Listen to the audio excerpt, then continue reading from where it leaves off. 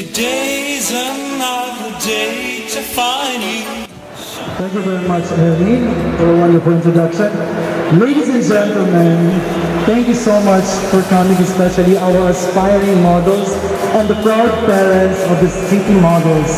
And also my team, my production team, our photographers, and also our makeup artists, and of course the videographers and our designers, and of course Van, thank you so much.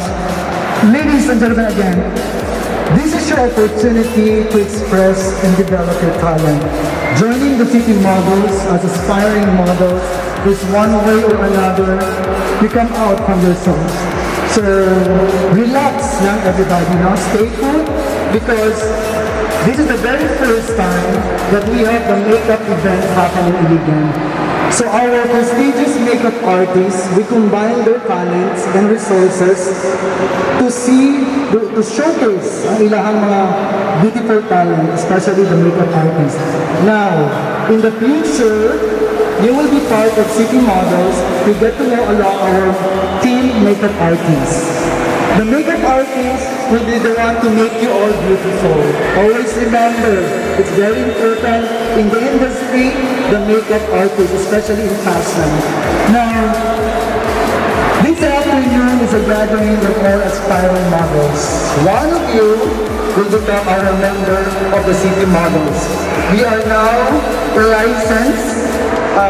We're very proud to inform that everybody at CityModels is under the RS Management and Events, is now officially licensed. So we are in good standing at the moment.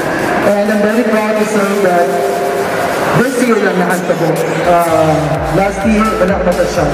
So anyways, enjoy everybody. So you will experience the makeup artist. Kamutanan, pagboto lang namo yung pangalan kung kinsa maka-experience to make up a makeover. So good luck to everyone. And also our CityModels are here, party of the models. So they're going to show a one simple runway to all of you. Good luck everybody and have a good day. Thank you very much.